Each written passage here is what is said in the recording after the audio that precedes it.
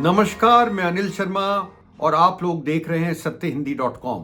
आप लोगों का बहुत बहुत स्वागत है इस प्लेटफॉर्म पर।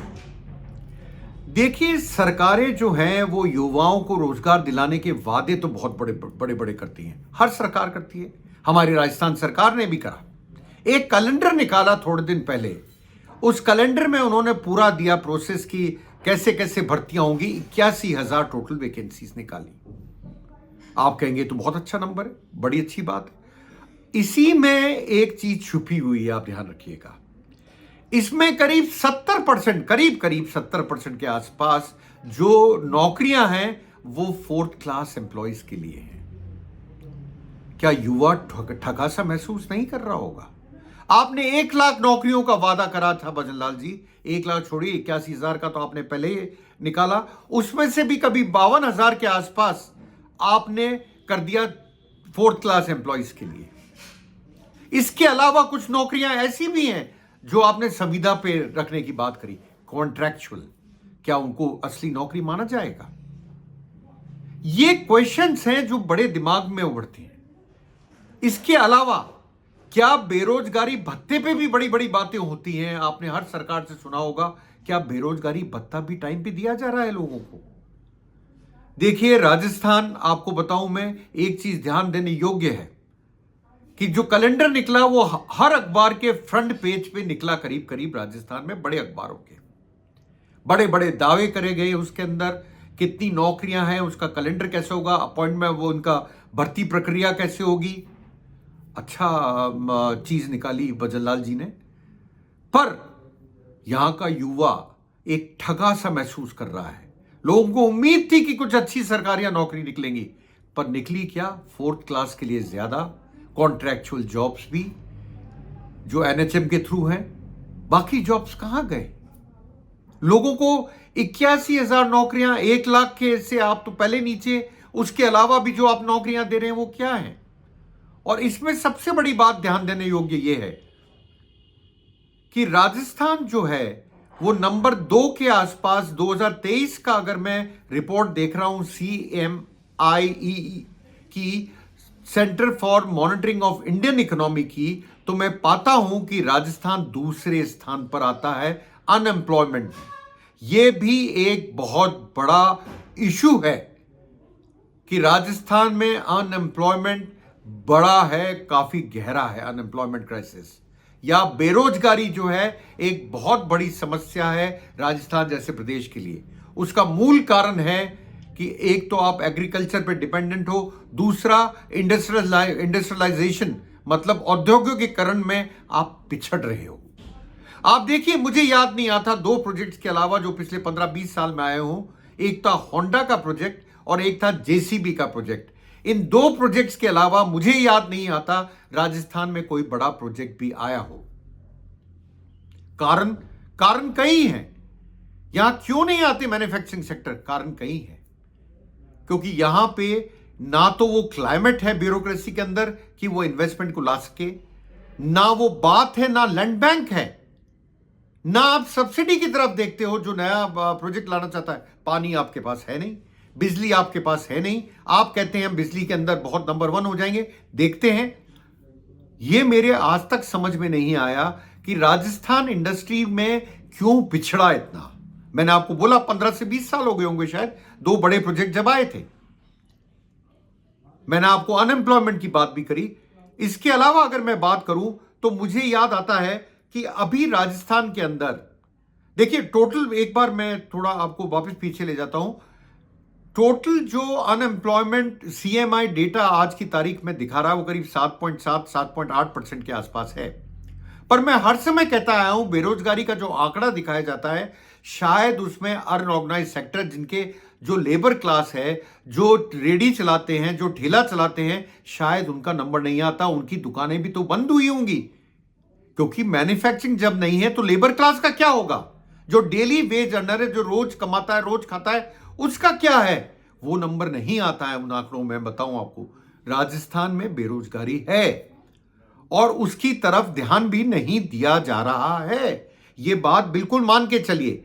राजस्थान ने अभी अभी एक समिट कराई जिसको बोला rising Rajasthan, a global summit. Global investment summit, नाम बड़ा अच्छा है, राइजिंग राजस्थान, राजस्थान बढ़ रहा है। एमओयू कितने साइन हुए? एमओयू मतलब मेमोरेंडम ऑफ अंडरस्टैंडिंग, कितने साइन हुए? करीब 35 लाख करोड़ के। आप बोलेंगे तो बहुत बड़ा फिगर है, उसकी अगर आप जांच करेंगे तो आप पाएंगे उसमें ज्यादा जो है वो ग्रीन एनर्जी के लिए प्रोजेक्ट साइन हुए हैं। उनमें जो लैंड चाहिए, लैंड एरिया चाहिए, क्या आपके पास है? मुझे बड़ा मुश्किल सा लगता है। मुझे याद आता है मैंने एक ट्वीट भी करा था, बड़ा इंटरेस्टिंग ट्वीट था। आपको याद होगा उस प्रोग्राम के अंदर सोनू निगम को भी बुलाया गया था परफॉर्म करने के लिए। ये बात है दिसंबर 9 से 11 के बीच में प्रोग्राम हुआ था। सोनू निगम के प्रोग्राम में सीएम बीच में उठ के चले गए थे, तो उन्होंने कहा था अगर ऐसे वीआईपीज अगर ऐसे करेंगे तो सरस्वती माँ भी नाराज होती हैं।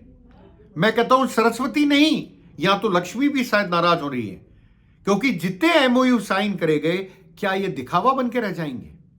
राजस्थान में कई इन्वेस्टमेंट समिट हुई, पर उनका जो आंकड़ा है एमओयूज का कन्वर्जन का, कि वो एक्चुअल इन्वेस्टमेंट कितने आया, वो बड़ा पुअर रहा है। कई बार 2%, कई बार 10% ऐसे के आसपास रहा है। लोग आते हैं, एमओयू करते हैं, थोड़ा हल्ला गुल्ला होता है, ब्यूरोक्रेट्स बाहर घुमाते हैं, विदेश चले जाते हैं, होता कुछ नहीं है। लोगों को कोई नौकरी नहीं मिलती, लोगों को कोई बेनिफिट नहीं होता। मेरे को दुख इसी बात का है कि जितना इन्वेस्टमेंट उस समिट को करने के लिए किया गया, क्या उतनी नौकरियां राजस्थान में प्राइवेट सेक्टर में भी आप ला पाएंगे? मुझे इसमें अंदेशा है, क्योंकि ग्रीन एनर्जी के ऊपर सबसे ज्यादा पैसा एमओयूज में आया। आपके पास क्या इतना बड़ा बड़ा एरिया खाली पड़ा है कि आप इन सबको दे पाएंगे, अकोमोडेट कर पाएंगे? कोई आता है 51,000 करोड़ बोल जाता है, कोई 50,000 करोड़ बोल जाता है, कोई 40,000 करोड़ बोल जाता है, सोलर पार्क बनाएंगे। भगवान करे ऐसा हो, राजस्थान में बिजली की समस्या है वो दूर हो, उसकी वजह से इंडस्ट्रियलाइजेशन हो, राजस्थान में औद्योगिकरण हो, हम चाहते हैं। पर क्या ऐसा होता हुआ नजर आ रहा है? देखिए, आज की तारीख में कहना बहुत मुश्किल है, और मैं मानता हूं राजस्थान में इन्वेस्टमेंट भी अगर आप देखेंगे किस तरफ ज्यादा आता है, वो आता है जो दिल्ली से टच करते हैं, जैसे भिवाड़ी हो, नीमराना हो, बहरौड़ हो, ज्यादा इन्वेस्टमेंट वहां आता है। उसका कारण क्योंकि दिल्ली की नजदीकी है, आप लैंडलॉक स्टेट हो, मतलब आपके पास कोई बंदरगाह नहीं है। आपका सामान यहां से कांडला जाएगा, या नियरेस्ट पोर्ट बोलूंगा, एयरपोर्ट जो है इंटरनेशनल आपका दिल्ली जाएगा, वहां से होगा। तो एक्सपोर्ट्स में भी यही है आपके साथ। तो क्या आप नौकरियां जनरेट कर पाएंगे इतनी बड़ी समिट करके भी? मुझे अंदेशा है, मुझे पूरा अंदेशा है कि आप इतनी नौकरियां कर पाएंगे जनरेट। देखिए, मैं इसके अलावा दूसरी बात भी करूंगा। बेरोजगारी भत्ते की बड़ी बात होती है कि बेरोजगारी भत्ता देते हैं हम। मैं अभी एक वेबसाइट पढ़ रहा था, उसमें पढ़ते पढ़ते मेरी निगाह पड़ी कि अलवर जैसी जगह पे 9 लाख लोगों को बेरोजगारी भत्ता दिया जाता है, करीब 9 लाख के आसपास, 9,000, मैं माफी चाहूंगा, 9,000 से ज्यादा लोगों को बेरोजगारी भत्ता दिया जाता है। 8 महीने से उनको बेरोजगारी भत्ता भी नहीं मिला। आप क्या कर रहे हैं युवाओं के लिए? पेपर लीक, आपने पेपर कोई करा ही नहीं, तो लीक का सवाल कहां से? अभी तक तो मुझे याद नहीं आता कोई बड़ा पेपर हुआ हो। देखते हैं, भगवान करे युवाओं के लिए आप पेपर लीक को बंद करें। ये सबसे बुरी चीज है। तो युवाओं के ऊपर जो पढ़ के आते हैं, जो अपना टाइम लगाते हैं, जिनके माँ बाप अपना पैसा खर्च करते हैं हमारा बेटा कुछ बने, वो पेपर लीक हो जाता है, वो बेटे को कुछ नहीं मिलता, उनके बेचारे के आंखों में आंसू रहते हैं, आंसुओं से रोते हैं। मैं चाहता हूं ये तो बंद हो। पेपर लीक का किसी भी तरह से, भजनलाल जी, लीक होने का कारण ढूंढिए और इसको बंद करने की कोशिश कीजिए। ये एक बहुत परेशानी का सबब है युवाओं के लिए, खासतौर से युवाओं के लिए। इसको तो बंद करना ही पड़ेगा, नहीं तो पेपर कैंसिल होते रहेंगे और बच्चे जो हैं वो या तो एज में बढ़ते जाएंगे या मौका चूकते जाएंगे, और उनको वापस अपेयर होने का चांस नहीं मिलेगा। कुछ दिक्कतें हैं राजस्थान में, मानता हूं कि ज्योग्राफिकली हम सबसे बड़े क्षेत्र हैं, भूगोल के स्तर पे हम सबसे बड़ा स्टेट है हिंदुस्तान में, पर हमारे यहां कई कमियां भी हैं, मैंने आपको बताई। एग्रीकल्चर में हम अच्छा करते हैं, पर जब मैन्युफैक्चरिंग की बात आती है तो यहां पे कोई भी इन्वेस्टमेंट आता हुआ नजर नहीं आता। अभी भी देखिए जो राइजिंग राजस्थान हुआ, मैंने आपको बोला, उसमें भी जो इन्वेस्टमेंट दिख रहा है ज्यादा ज्यादा इन्वेस्टमेंट जो दिख रहा है वो आपको दिख रहा है सिर्फ और सिर्फ क्लीन एनर्जी, या बोलूंगा उसमें भी स्पेसिफिक हो जाऊंगा तो सोलर एनर्जी को, पार्क्स बनाने के लिए सोलर एनर्जी। क्या ये सक्सेसफुल होगा नौकरियां जनरेट करने में? मुझे थोड़ा मुश्किल लगता है। कुछ करिए भजनलाल जी। ये 81,000 लोगों को जो आपने कैलेंडर निकाला नौकरियों का, ये थोड़ा परेशान करता है। ये मुझे लगता है कि जो युवा वर्ग है वो ठगा सा महसूस कर रहा होगा कि हमारे साथ ये क्या हुआ, चतुर्थ श्रेणी कर्मचारी के लिए अप्लाई करना पड़ेगा क्या? एमबीए वाले भी मैंने देखा है कई बार अप्लाई कर लेते हैं। छोटे इंस्टीट्यूट से जो पढ़े होते हैं उन बेचारों को नौकरी नहीं होती, सरकारी नौकरी का इतना लालच होता है, वो भी अप्लाई कर लेते हैं। एमए बीए वाले भी कर लेते हैं। इस देश का होगा क्या मेरे समझ में नहीं आता। ये जो जॉब जनरेशन है क्यों नहीं हो रहा? आप जानते हैं ये सिर्फ राजस्थान की समस्या नहीं है। वैसे राजस्थान मैंने टॉपिक इसलिए लिया क्योंकि हम राजस्थान को का जो विज्ञापन निकला फ्रंट पेज पे, उसने मेरी आंखें खोली कि ये हो क्या रहा है, आखिर ऐसा क्यों हो रहा है। शायद भजनलाल जी के पास कोई जवाब हो, पर मैं मानता हूं युवा वर्ग जो है वो ठगा सा महसूस आज कर रहा होगा। क्या सरकार ने ठगी कर दी उनके साथ में? 1 लाख जॉब्स बोले राजस्थान में हर साल देंगे, 81,000 जॉब्स की आपने वैकेंसी निकाली, कैलेंडर निकाला, और उसमें 81,000 में से भी आपने 4th क्लास को कितनी दे दी? 52,000 के आसपास। कुछ कॉन्ट्रैक्चुअल भी दे दी। अगर टोटल कर दूं तो मेजॉरिटी तो वही जॉब चले गए। देखिए, अनएम्प्लॉयमेंट मतलब बेरोजगारी बहुत बड़ा मुद्दा है राजस्थान में। इन्फ्लेशन हिंदुस्तान का, जिसको हम महंगाई बोलते हैं, बहुत बड़ा मुद्दा है आज की तारीख में। कई मुद्दे हैं। देखिए, लोग आते हैं, मुझे याद आता है जब हमारे राजस्थान हुआ था तो प्राइम मिनिस्टर मोदी जी भी आए थे, कई कैबिनेट मिनिस्टर्स भी आए थे, और हमारे यहाँ के ब्यूरोक्रेट्स बाहर और मंत्री बाहर और मुख्यमंत्री बाहर घूमने भी गए थे इन्वेस्टमेंट के लिए।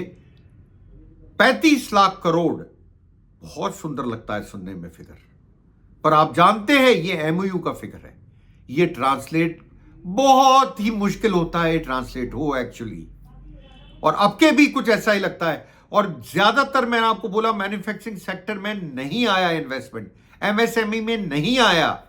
आप उसके लिए कुछ करिए क्योंकि जॉब्स वहीं मिलते हैं। मैं मानता हूं सरकार सारे लोगों को जॉब नहीं दे सकती है, नौकरी नहीं दे सकती है, पर आप मैन्युफैक्चरिंग सेक्टर की तरफ ध्यान दीजिए, आप एमएसएमई की तरफ ध्यान दीजिए, आप कुछ करिए। कम से कम बेरोजगारी भत्ता ही लोगों को टाइम पे दे दीजिए। मैंने आपको एग्जाम्पल दिया, ये तो आज की खबर, ये आज या कल की खबर है कि 9,000 जो अलवर में बेरोजगार है उनको 8 महीने से बेरोजगारी भत्ता नहीं मिल रहा। ये क्या हो रहा है भजनलाल जी? कुछ करिए, इस माहौल को सुधारने के लिए कुछ करिए। सरकार ऐसा लग रहा है जैसे लोगों को या युवाओं को ठग रही है ऐसी ऐड निकाल के। मेरे तो ये समझ में नहीं आता ऐसा विज्ञापन निकालने की क्या जरूरत थी जिसका उल्टा असर पड़े। आप पब्लिसिटी करना चाहते हैं। हां, मैं एक बात तो भूल ही गया, आपने तो एक कोई डिजिटल एजेंसीज की भी बात करी है जो राजस्थान सरकार के पॉलिसीज को दिखाएगा, उसके लिए नई स्कीम लाएंगे आप यूट्यूबर्स के लिए।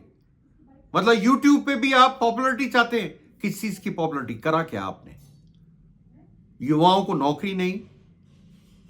सबसे बड़ी चीज युवाओं को नौकरी है आज की तारीख में, वो नौकरी नहीं। आप क्या दिखाना चाहते हैं?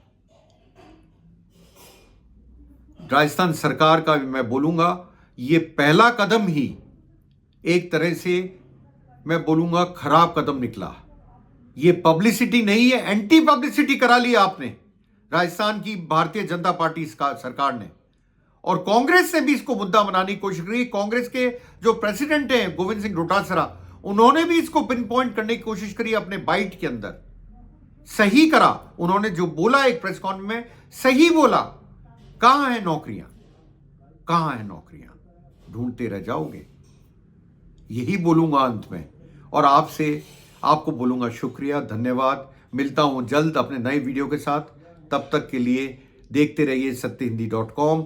उसको सब्सक्राइब कीजिए, लाइक कीजिए। बहुत बहुत धन्यवाद।